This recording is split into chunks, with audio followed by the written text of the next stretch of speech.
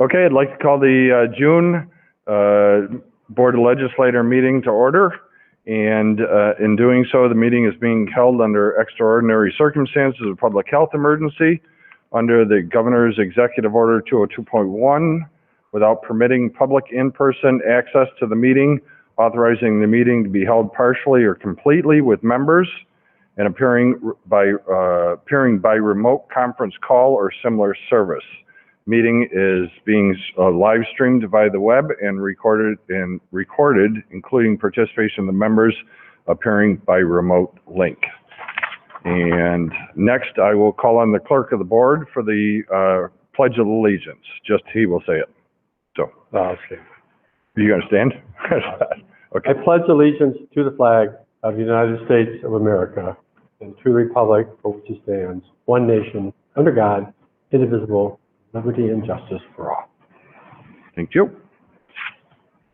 Next, we'll have just a moment of quiet reflection, and I'd ask for you all to think about peace in and around our world and in our cities and amongst everybody in the country. So please take a moment.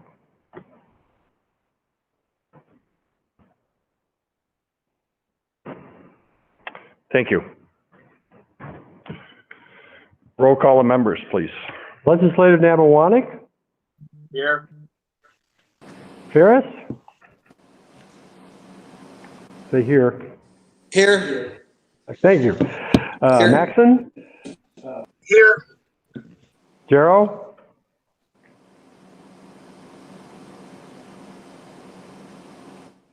Was there? Gerald? Pat? Pat? Okay, he's here. Grant? Here. Monticelli? Here. Drake? Here. McBride? Let's see you. He's right there. Good. Oh, Here. Dan? Yep. okay. Add Clarko? button. Here. Francie? Peck? Here. Reed? Here. Goldo? Here. Johnson? Here. Cantwell? Here. Gray? Here. All present. Okay. What we got here? Let's get this off. We do not want to do that right now. Oh, no. Okay. Alrighty. Reading the minutes of the last session. If anybody desires to have those read, please speak up. If not, are there any additions, deletions, or corrections? Hearing none, then they'll stand as presented. Presentations of petitions, notices, and communications. We only have one, Mr. Chairman. We have on file a very personal note from the family of Carolyn Fitzpatrick for the beautiful flowers at her funeral. They're very appreciative. Reports of standing committees. Report of the Finance and Rules Committee reporting favorably on resolutions number 132, 135, and 136. Okay, reports of county officers and others. There are three. We have a report from the county treasurer on investments and cash on hand, a report from the county administrator on budget transfers, and this month we also have a report of the county auditor for erroneous assessments. Okay. Local laws, resolutions, and motions. So we'll have, let's see, we'll start with, ready? Yep. Okay. Resolution number 125. Accepting funding from the New York State Help America Vote Act CARES grant program and amending the 2020 county budget in relation thereto. Any discussion? None? 126, please. Setting time and place for public hearing on the tentative 2020-2021 Jefferson Community College budget. Discussion? None? 127. Yes, hold on. Excuse me. I'm just curious when we'll hear or get something from them on their proposed budget.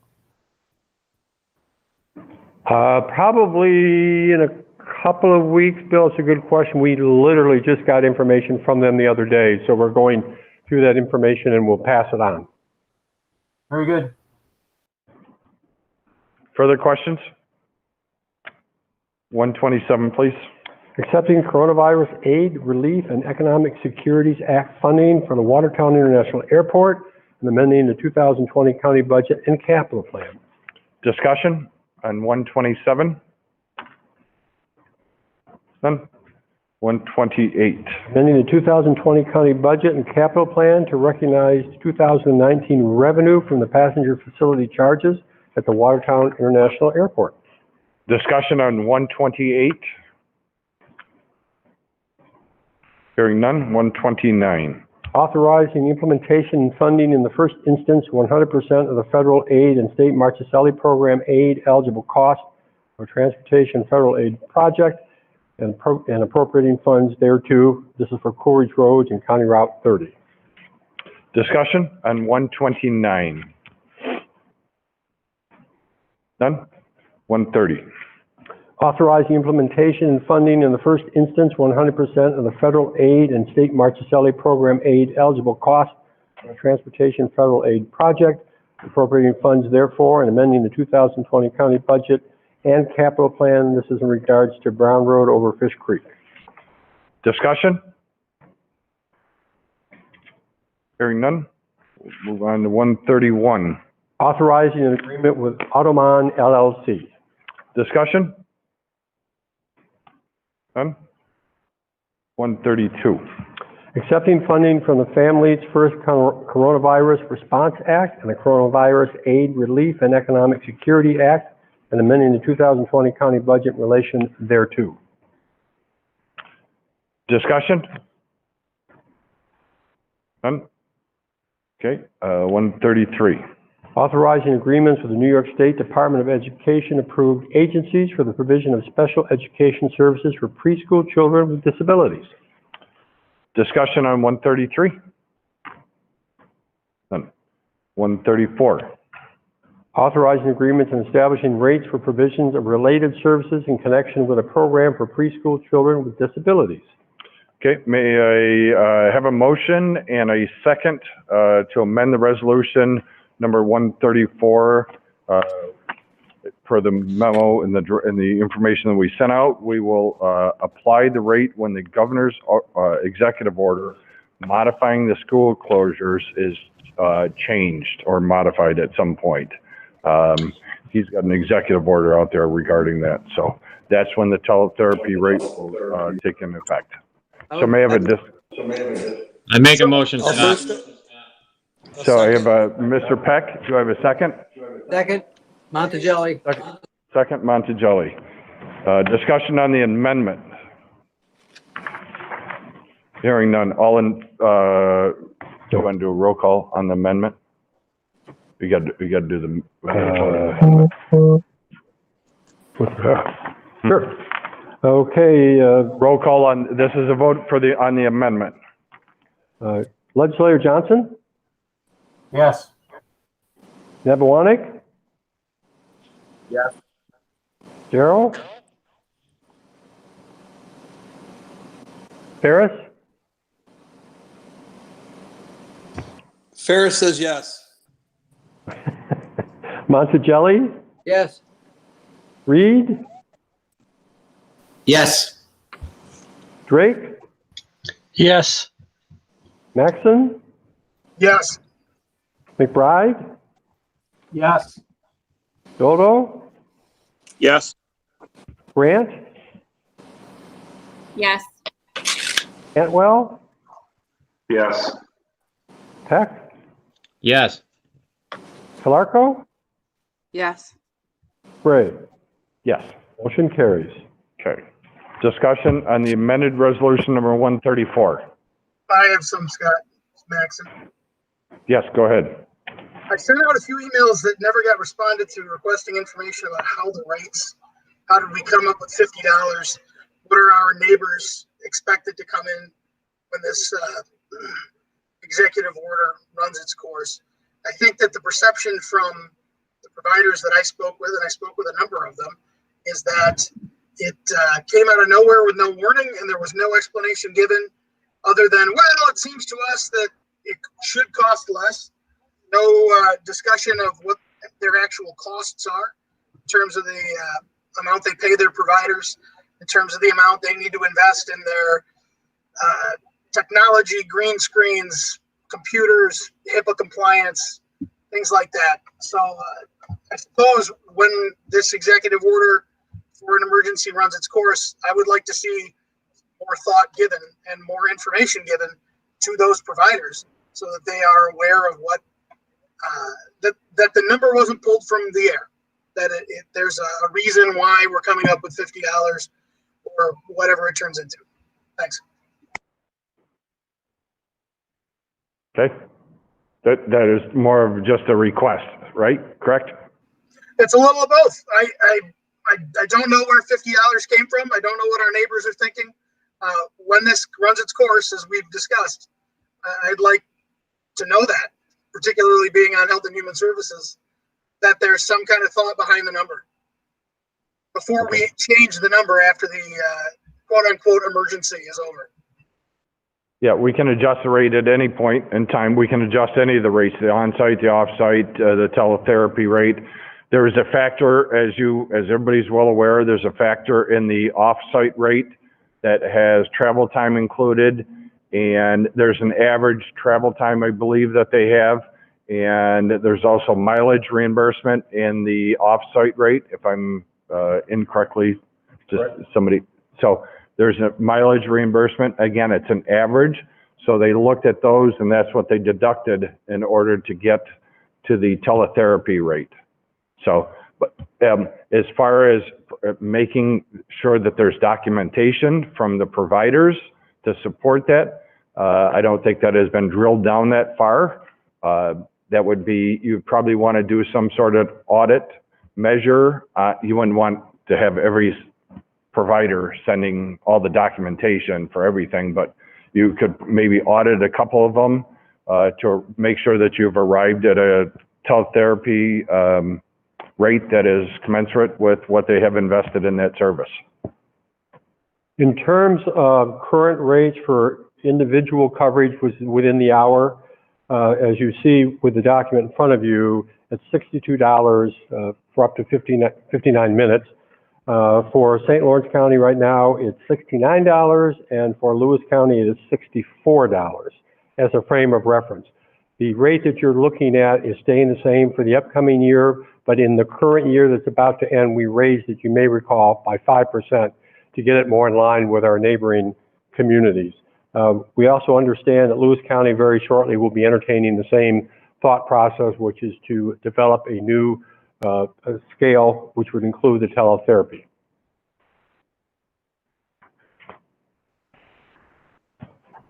Yeah, Scott, if I may. Sure. I would like to see a few of those providers who were particularly vocal in organizing all of the avalanche of emails and phone calls that I'm sure we all got. I got them to perhaps come to our Health and Human Services meeting whenever we meet in person again to discuss what it is or an ad hoc.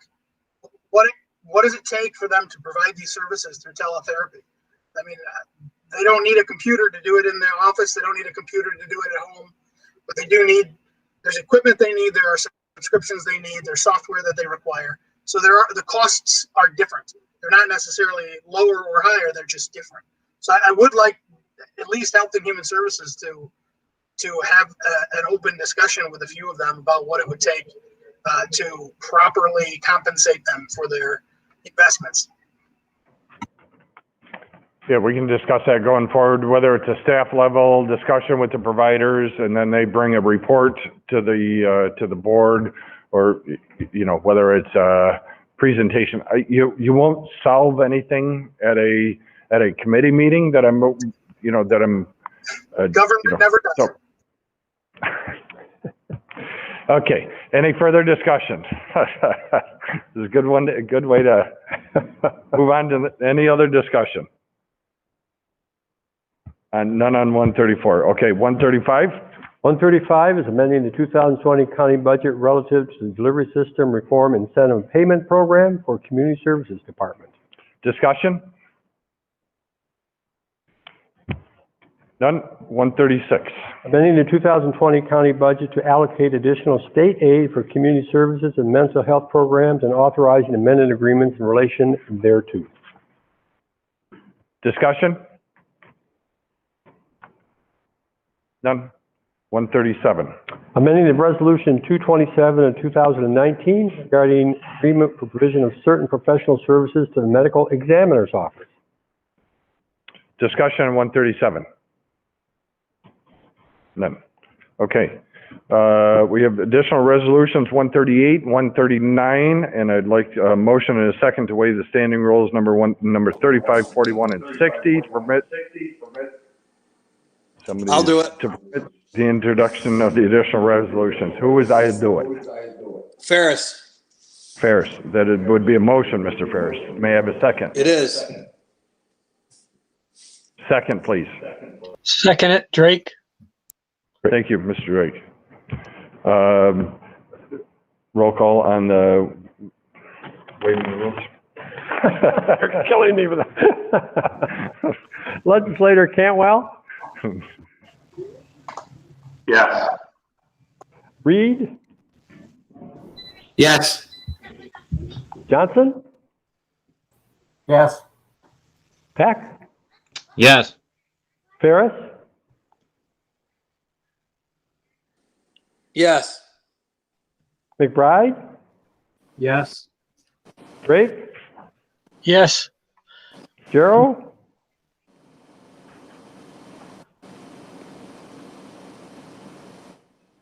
oh, Grant, Yes. Monticelli, Yes. Clarko, Yes. Nebewanik, Yes. Maxon. Yes. Is there anybody left? Oh, Doldo. That's okay, Bob. Yes. Scott, right. Yes. Okay. Carries. May I have a motion on resolution number 138, please? Yes, Anthony. Mr. Doldo. Second, May I have a Bob. second? Second, What's Ferris. Second, Ferris. What was the title for resolution 138? Okay, sorry about that. Amending management compensation plan for 2020. Yep. So we have a motion and a second. Is there discussion? Feedback. Yeah, we're getting feedback. Bobby? Thank you. You are the culprit. Discussion on 138. Is this for the DA's office, Scott? This is correct. That is correct. Yeah, I guess I had some questions. We obviously spent quite a bit of time researching all this and was just kind of wondering where we came up with all the numbers and the figures that, moving them up the ladder and where we are in reference to the other counties, I guess. I know you said Let me make Val was going to be there, but Yeah, Val is here. Yes. Val is here. Val is here.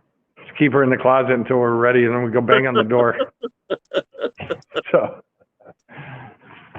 Anthony, for all the board members, as Val comes over this way, a couple things worthy of note. One is with the data that we did find, it wasn't as simple and easy as possible to collect as you normally might think, because so many counties are going through a similar type of exercise to some extent. So there wasn't a nice clean sheet, but what was determined when looking at the data, there were some trends, and one of the trends simply was on the entry level, we tended to be lower. Overall, we were in a competitive basis for the most part, but on the front end, to try to attract people to come from other places or switch jobs, we were on the low side, so Val will address that a little bit. The other thing worthy of note is what we've accomplished with these changes. We already had a system in place whereby we had a recognition of special categories for nurses for the very same kind of reason. We did that a couple years ago. So this now fits nicely into that same category without having to reinvent the entire management compensation plan. That was also part of the reason for the recommendation. But I'll turn it over to Val. Do you have specific questions, or you just want to know? I think we've gone through. We took similarly situated counties, and we reached out to them and asked for entry level, about 10-year rate, and then maximum level. And we compiled all of that data and looked at it. And what really stuck out the most for, like Bob said, was the entry level, but also like Oswego County stuck out, not to mention specifics, but because their range was larger. So their folks, they could retain them because their range went higher than ours. So that's how we had to address that as well, because we lost a couple of attorneys, I think, to them as well. So without looking at the large counties that really we don't look at for any other salary purposes, Monroe or Suffolk, but we don't look at those larger counties for any other salary purposes. We stick to who is comparable to Jefferson County. Then we also looked at attorneys overall, public sector and private sector, and averages, both nationally and the Watertown area. And this was a reasonable way to go about doing it. It was a reasonable increase, and it fit into the numbers that we received from other areas. Right. I guess, where my issue is we did spend a lot of time doing this, and from, a business aspect, I want to make sure that obviously our bases are covered, but to make a proper decision, I'd like to see where we got the data, how we brought it together, how we are with, starting salaries to attract people, retention, down the road, how the salary ranges are similar. And then at the top end, and what happens at the top end, is it, are we out of line there? Are we not out of line? So that's more of what I wanted the data for, to just make sure there was, once we got them, we were able to keep some consistency. And then also, That's Scott's phone. That's a reporter. that's Scott's new phone. Is that probably an iPhone?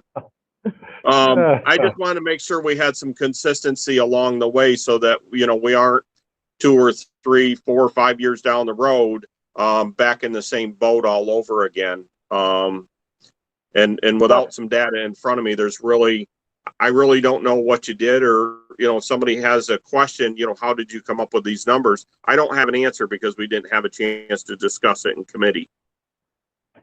Well, the one thing that we have to remember is this data is very, everyone does their compensation grades and salaries differently. So all the counties, so it's very hard. You're comparing apples to oranges most of the time.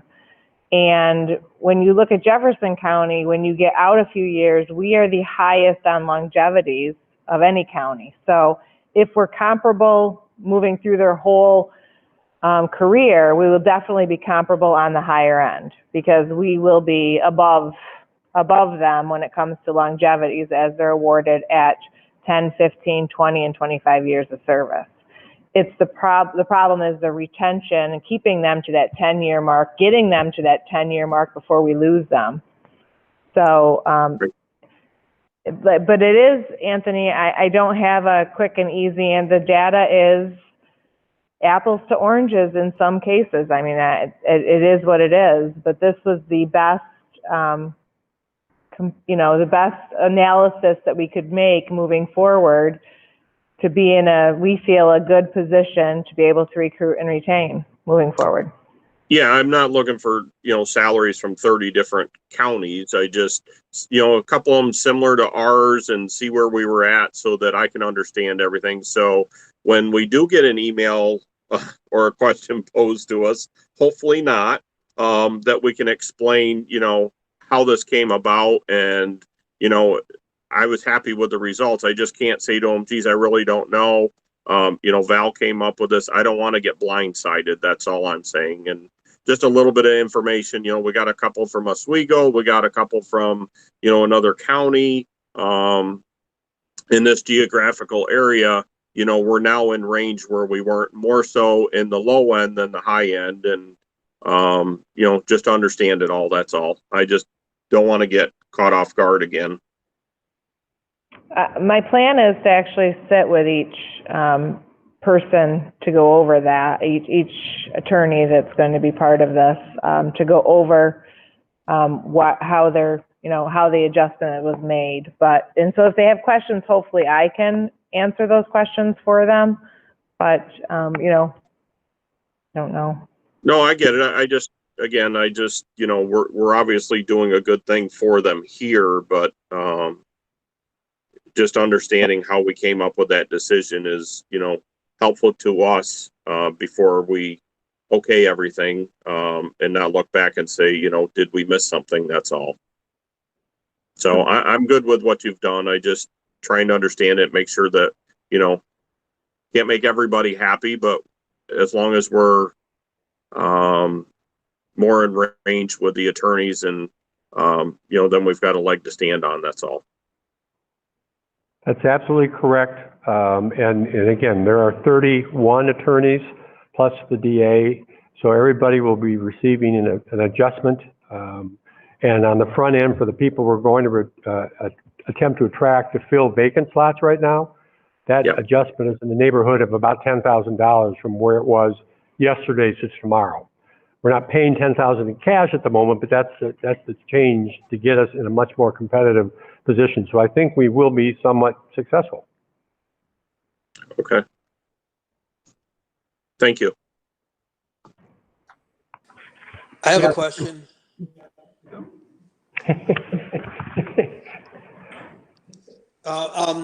Maybe it goes to Val, but I think more to Bob. Where's the funding coming from this? Will this be an increase in taxes, or are we taking it from another department? Turn your volume up, Yeah, where's the funding coming from? Well, it'll be coming from the general fund. I mean, it'll be something we will budget. But to that point, what's very interesting and everybody should understand and appreciate, the cost to make this adjustment for those who are here are half of what the overall cost might appear to be, because we're going to be halfway into the year. So we have now moved forward in a very competitive way. The cost associated with it isn't nearly as high as it would have been otherwise. No, I believe that's the right thing to do, and I support the fact that we're trying to give them more money because I believe that they deserve it.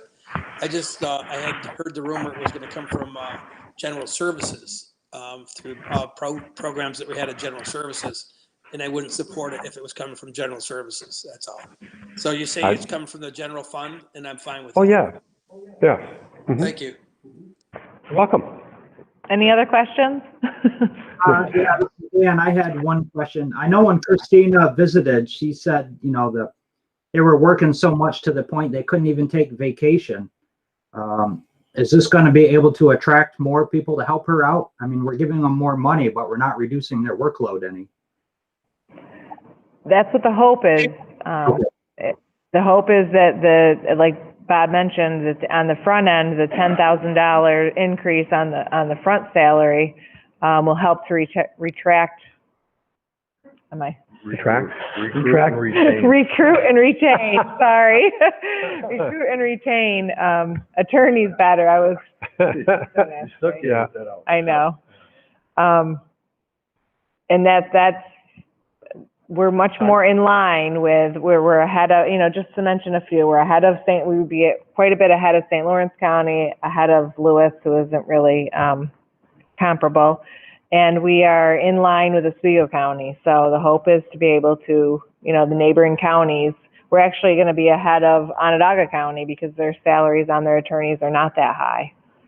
So just to give you a few references. But Dan, it is a fair question, and it's something for in this case, the DA to have to manage. Unfortunately, crime hasn't gone down even with the COVID-19 pandemic. So life is going to be very busy, but they're going to be much more rewarded than they were. So we would, at least on the retention, we expect to have much more success. And then with the higher numbers on the front end for attracting, we should make some success there too. Yeah, the retention and recruitment, this is only a small piece of, the small piece of the whole puzzle. I mean, in terms of, that strategy, but it's a major piece, but it's, it's only one component of recruitment and retention. And there's a lot of things that go into that. It's not going to change the work, the amount of work that's out there in any one office. So that's not going to go away. The idea is that you're obviously going to hope to attract attorneys to the open slots that we have, and as well, that is what's going to ultimately lighten their workload, is make sure that we have a full complement of attorneys that are out there in the positions that are filled. So, and we're also in hope of maybe later than sooner that there's some adjustments in Albany in terms of this past year's criminal justice reform packages to make it a little bit more acceptable to the district attorney's office in terms of the processing of the workload, not just the volume of the workload. Okay, thank you. Your chair back. thank you. Also keep in mind that we have ILS out there, which is, a major, going to be a major influx of attorneys needed in order to satisfy the ILS requirements. So, this is going to be part of that strategy in order to get, Sarah can speak to it, how many attorneys, I don't even know how many attorneys we can do in the short term, what we're looking at attracting, but there's quite a few for the ILS program. We have to have 5 there right away. So, and we have open slots. And so, it's a major recruitment in terms of attorneys. So having said that, only time is going to tell whether this is going to work to solve that issue or not. So. Scott, go ahead. We have some new members. ILS, could you tell us what that is? Indigent Legal Services. I'm sorry. Indigent That's Legal okay. Services. Thanks. Yep. So Within the public defender's office. That's public defender's office. Indigent Legal Services. There's a requirement that came down for staffing ratios. It's very complex. It's a result of the Harrell Herring lawsuit that was out there. There was 5 counties that were sued in that. Onondaga was one of them. And as resulting from that case that was settled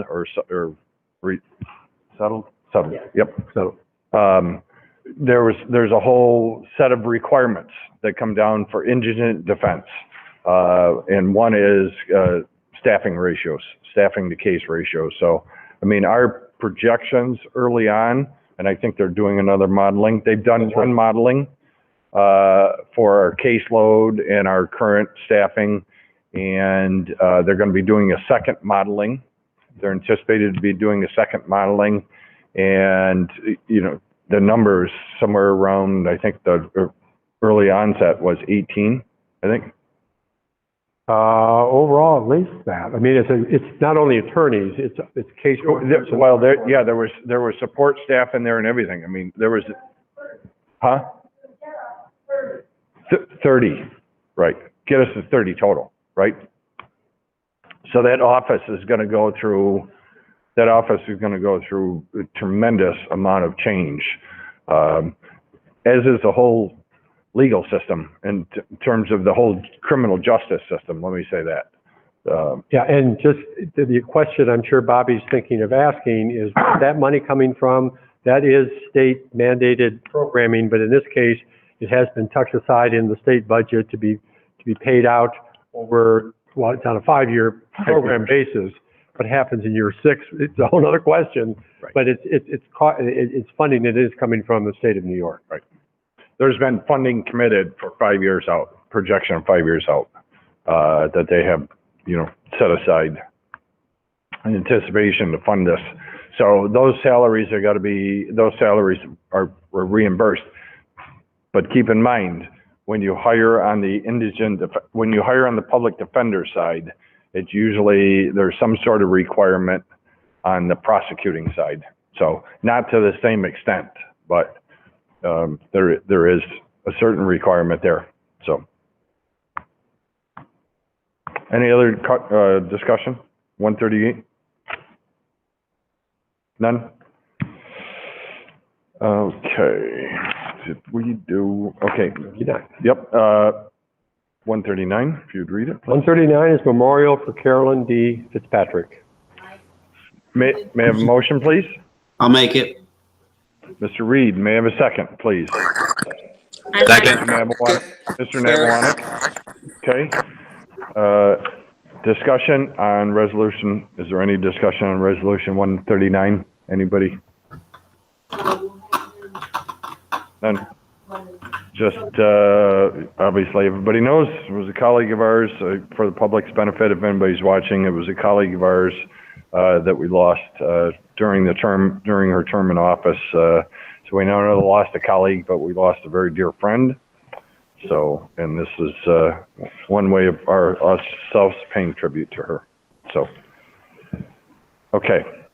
So we have motions and seconds on all the resolutions. We've had opportunities for discussion. Is there any resolution on 125 through 139 that anybody would like extracted for an individual vote? Hearing none? Then if not, then there'll be a roll call vote for for a block of all the resolutions 125 through 139. Got it. Roll call. Legislator Nabawanic.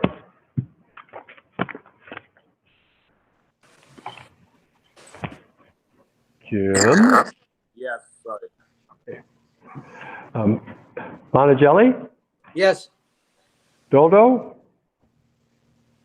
Yes. Cantwell.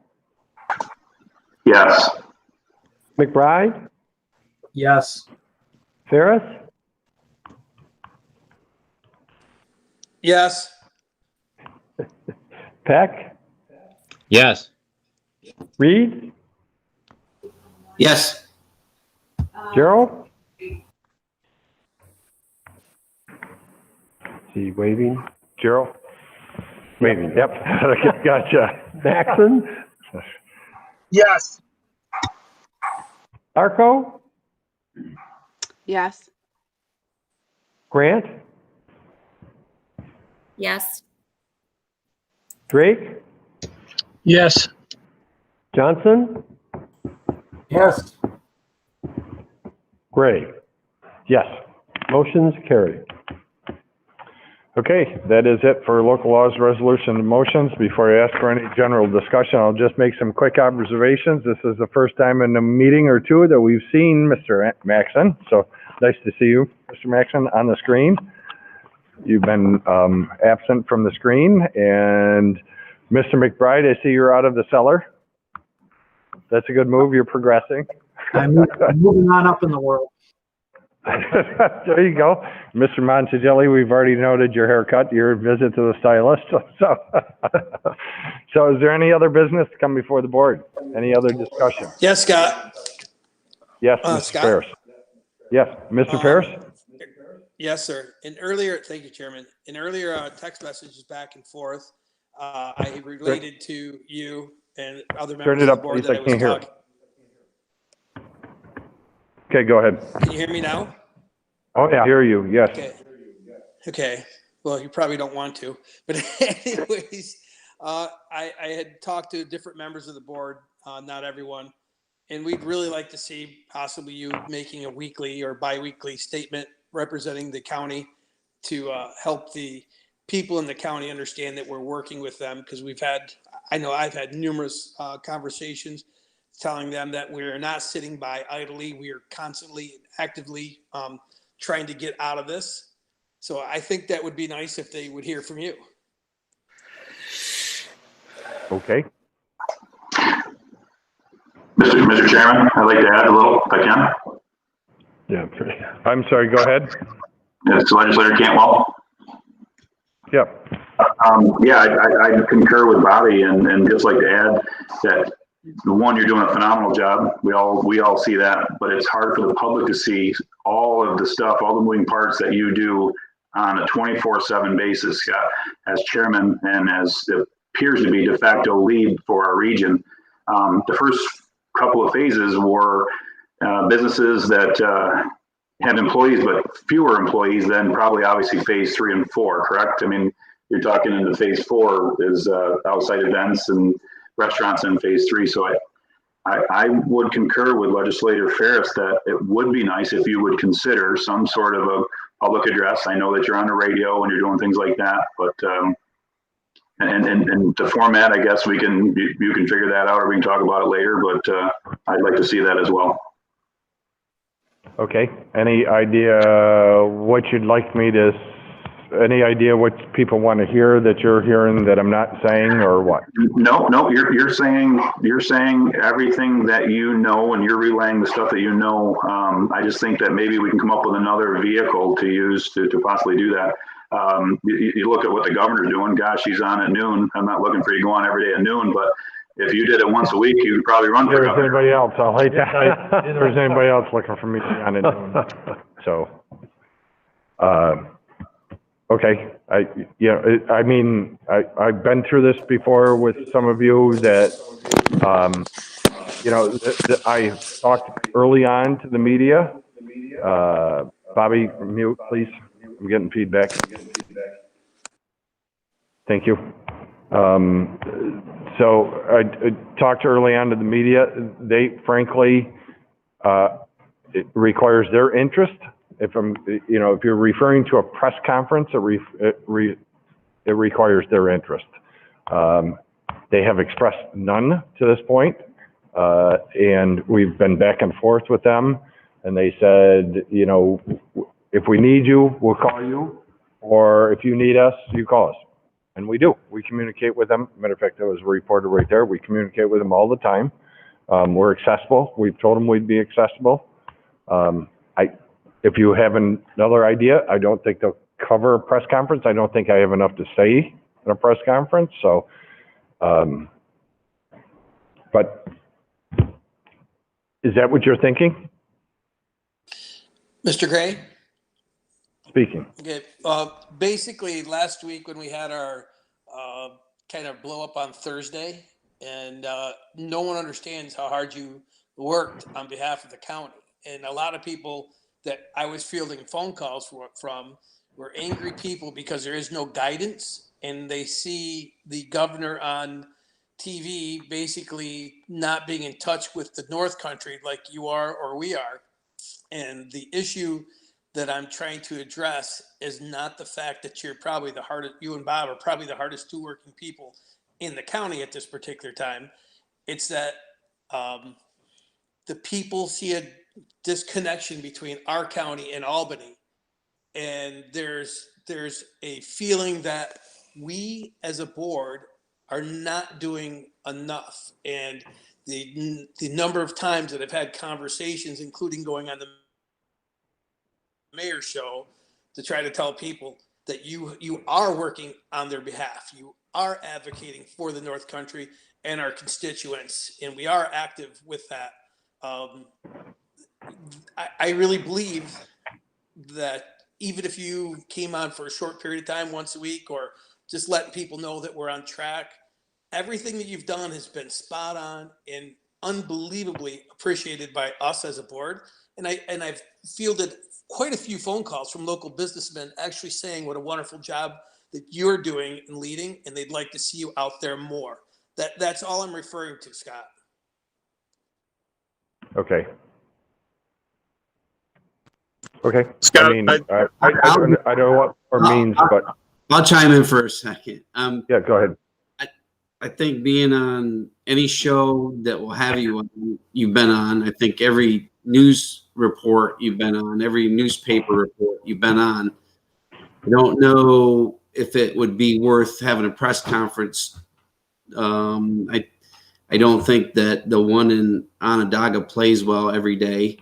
But I think that you've done a great job as far as being out there when they're willing to cover and we're saying the things that we're going to say.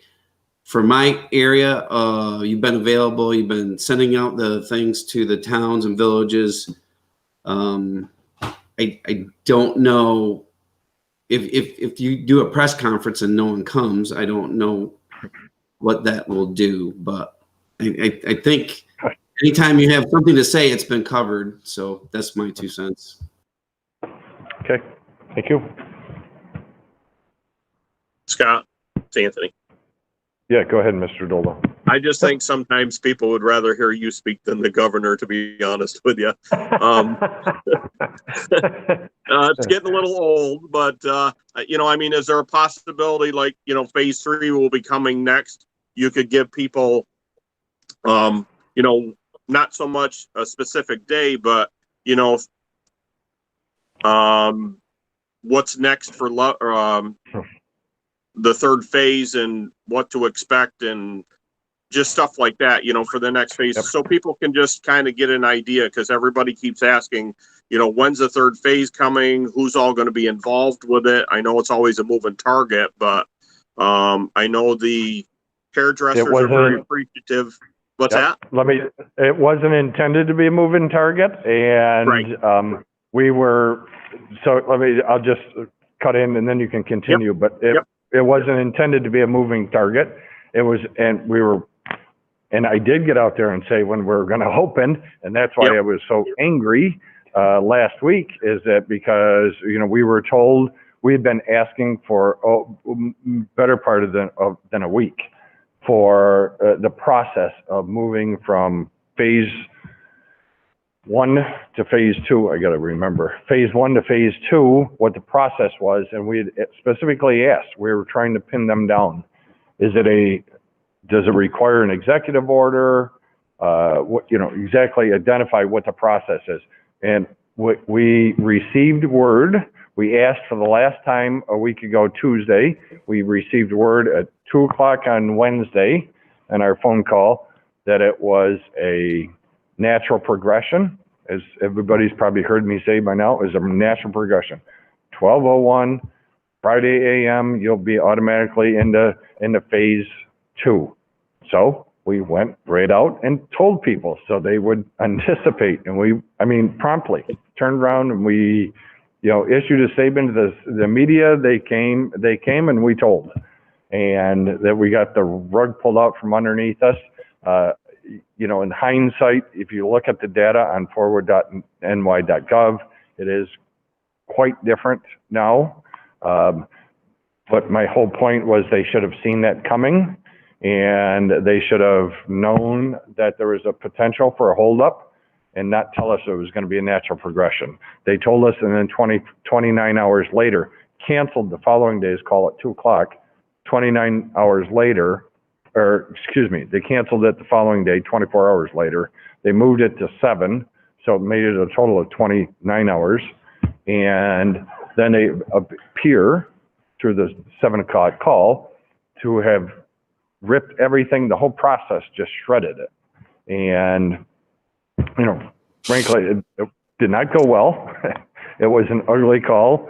And we weren't the only region that experienced that kind of animosity on a call, as we now know by reading news accounts. But by 10 o'clock, we're back on the phone with the governor's office and cleared up a lot of the information that was given on the 7 o'clock call. At that point, I got a text message at 9:30 at night. I wanted to know if I could get on. At that point, it was senior staff people that were getting on the phone. And they cleared up a lot of everything. And they made a promise to me that it would be no later than Saturday that we'd be open. So the delay, if anything, would be 24 hours. Well, it turned out, the backlash was so much that it was less than 24. It was initiated at 1 o'clock on, right during his speech on Friday. So, but, I think Bob would concur. We have, we push and push and push. And we have, I think if you've seen my email in the last 24 hours, last night's email to them was, we have to make we have to give them an idea, and I said it again this morning on the 10 o'clock call. I repeat myself day in and day out to the point that I don't even know if I have to ask people if I've said it to you once, bear with me and I'll say it again. But, you know, we are pressing the fact that we have to have a roundabout date when these phases are going to kick in, and we have to have the detail of the businesses that are out there, not only the macro categories, all the subcategories that are underneath each one of those macro categories. We have to have the guidance so businesses can know and can plan and can prepare. So we have to give them some sort of notification, because information in this case is knowledge for these people. And they know how to act, they know how to plan, and they know what's ahead of them. And it takes a lot of the mystery away. We sit here day in and day out answering people, right? In terms of when am I going to be open? Why am I not open? And, you know, the business lookup tool, we've even said to them, you should go in there and it should give them a projected date of when. So we are pressing back at the same time that we're trying to have a level of diplomacy as well. So we're in a balancing act, and we're trying to give them a level of diplomacy as well as a lot of pushback. And trust me, that I would think you would concur. Yeah, absolutely. Two things that's very critical about the control room committee. One, it's gone from an evolution of sitting back and listening and being fed information to being one of advocacy. And you may be right to some extent. You don't see that by way of the news media coverage because they're not a part of that. But this group has become very much advocates. And the second part has been tremendous team building for the region. The North Country region, Scott's making reference to a 10 o'clock. He can make a reference to a 2 o'clock. He can make a reference to a 4 o'clock. And at least 3 nights a week, he can make reference to a 7 o'clock at night. That same host of folks, that same gathering is taking place constantly. And if they need to strategize outside of that window to meet one another by way of conference call, they do so. So it has become really quite an advantage for the North Country, Jefferson County in particular. The other thing I would point out is in my networking throughout the state with managers in other regions, it's become very clear to me 2 things are happening. One, we're getting the information before others, and 2, the feedback that we're giving back to the state is respected. I mean, we don't always agree, but at least it's respected and we're getting a response. And I think, again, from my conference call today with managers, it's very clear in other areas there's a disconnect. We're not disconnecting, and they're listening to us. And I think on several occasions, things that we've suggested have then played out throughout the state as a way to make a change to something. So it's working. It's very time consuming, but it is working well. But I don't think, candidly, the way the governor expected it to work, but it's working well for the North Country. Yeah, no, I mean, I think you guys have done a good job, and there's the people in our North Country look for a glimmer of hope from, you know, our leadership, just because I think we're more stable than the governor's staff, but they just want some direction. You know, they're getting antsy. They want to open. They want to do it right, but at the same token, they're nervous because they're you know, very close to losing their businesses, and none of us have any answers here. So I know you're working hard, but just, you know, anything that gives them a glimmer of hope that it's coming. You know, maybe a few things they could do to get their businesses ready. You know, be it plexiglass in front of registers or whatever. That's all an added thing. So when the time comes, they've got some of that in place. We don't need to be told how to sanitize and stuff like that. The restaurants and them are all very familiar and have their different health department or ag and markets. You know, one problem and complaint I've heard quite a bit is what the governor puts out in Forward New York, and then you get something different from New York State Department of Health, or ag and markets put something out, and they're all different from Forward New York. And it's like, they're like, who do we listen to? Everybody's got their little, you know, we don't have to get tested. We do have to get tested. We do have to do this, but yet Forward New York says something different. They really need to stick to one plan so that everybody's on the same page, because the phone calls have been constant, more so from the hairdressers. You know, they're reading the information they're getting from the health department is saying something different than Forward New York is saying. So that's been a lot of angry conversations that I've had all week, because the fight back from these hairdressers and their staff, which really aren't their employees, they are independent people. And that's what some of the guidance is saying, that they're encouraging their employees to get tested. And, you know, maybe the governor's staff doesn't understand a lot of these businesses and how they work. But some of these individuals are subcontractors, tenants, whatever you want to call them. And, you know, I know there's no golden apple for everything, but they need to understand the business before they can make a decision on what the business needs to do. We covered that today, Anthony. I covered that with, we covered that on the phone during our call. I've also covered it with ESD afterward. So just to be clear. So if they're an employee, then they have to respond to the owner, right? And they have to be tested. If they're an independent contractor, they have a certain amount of independence, right? They operate on their own. Their license is separate. And there's no overarching license, but it really comes down to, it's more of a contractual arrangement.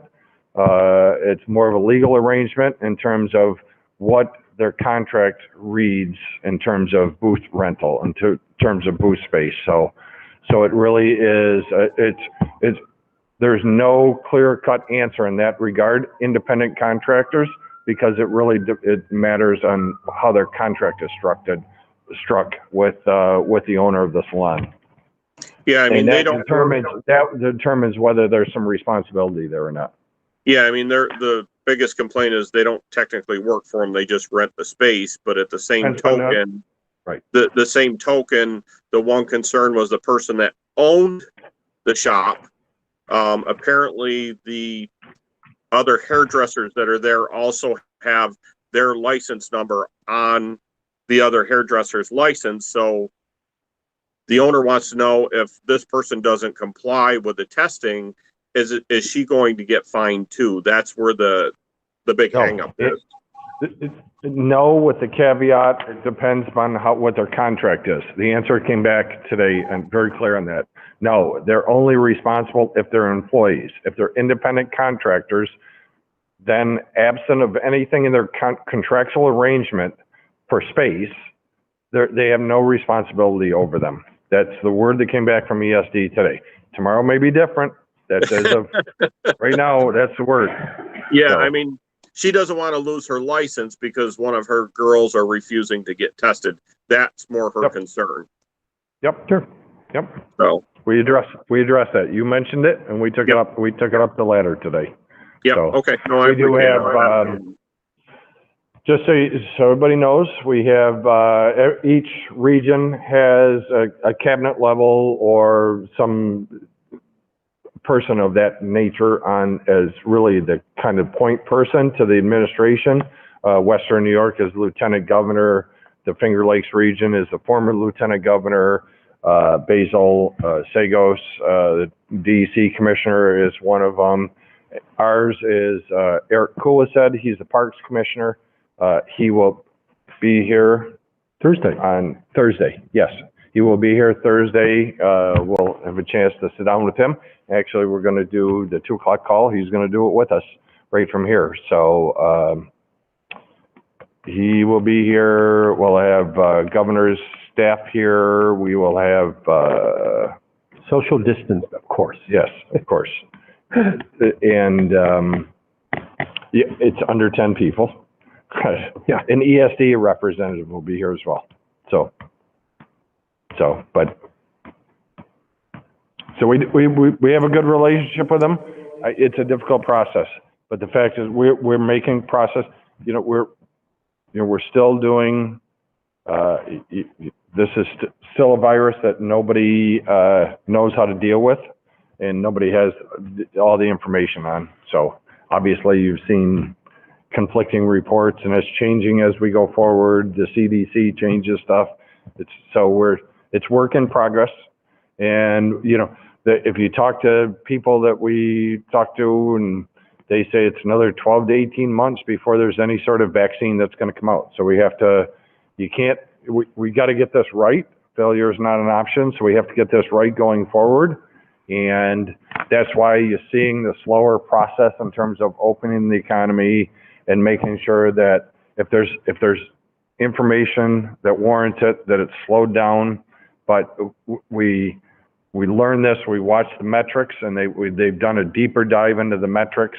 And, again, it's one more time, it's identification, new cases, possibly new infections, rate of transmission, all of that. And then they're very linear. You look at preparedness as the next issue, and then mitigation is the next issue.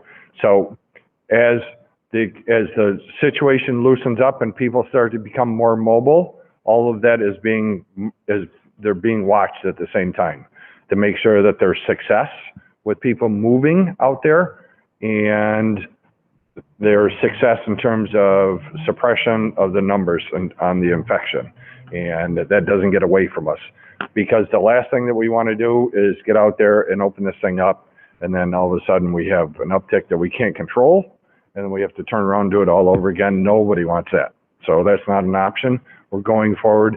It is difficult, it is painful, and people are anxious there. How's that? Any other questions? Scott, you kind of touched on it real quick there, is that the vaccine is several months, if ever, out there. So again, what becomes the rubric to say when the state of emergencies end and when this charade of shutting the economy down also ends? Yeah. Well, I just said we're moving through that, and once we're slowly reopening this thing, and we're increasing the movement out there. All at the same time, we're watching to see if we can make sure that the virus is managed along simultaneously with movement that's going forward. So I would assume, and I'm not going to try to even guess at that, but I would assume at some point when we're fully open and everything is being managed properly along this parallel tracks, you'll see maybe some lifting of state of emergencies. But I'm not going to try to put a crystal ball on that and a date on that. So Legislator Mongelli? Yes, Chairman, a comment.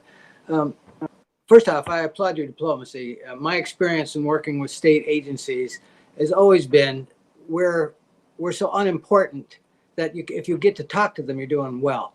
But I see that you specifically and the control room has gotten a higher level of attention in the state. When the governor references the North Country, he speaks respectfully about it, and he seems to respond to the things we need. People would say, well, not fast enough. I would remind my colleagues that this is a state of 19 million people. 9 million of them live south of Westchester. That's my comment. Yeah. So I hear you. We'll go back and if you have any thoughts, I've been open to thoughts in terms of how much more or what you want to communicate and how much more you want to communicate.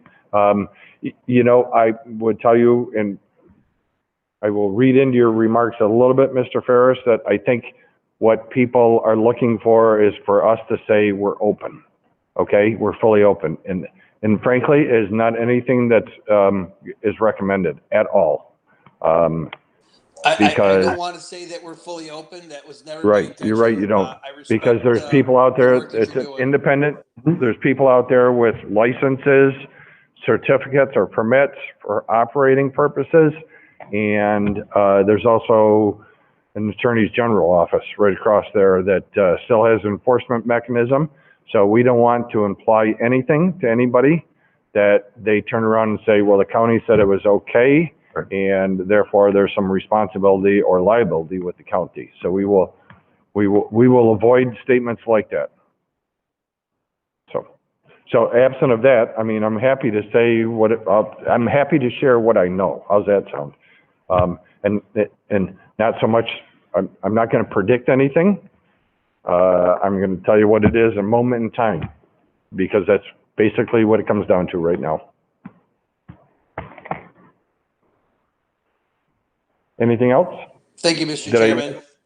Mr. Peck, did I answer your question? Kind of.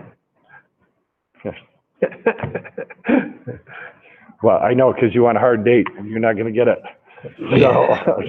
Well, I've not, it's not the only, well, that's been asked of me by others too, so I know that it's not gonna be There's no hard date. there's no hard date, but Right. doesn't mean that I can't keep asking you. That's true, and it doesn't mean I won't keep giving you the same answer. Any other business come before the board? Any other thoughts, concerns, or new business? Everybody's looking pretty content? Yeah. May I have a motion to adjourn? So moved. Yes. Okay, we, Have a good evening. Absolutely. okay, all in favor? Aye. Aye. Aye. Aye. Or just hit your off button. No roll call? No. Okay, goodbye. Hi, everybody.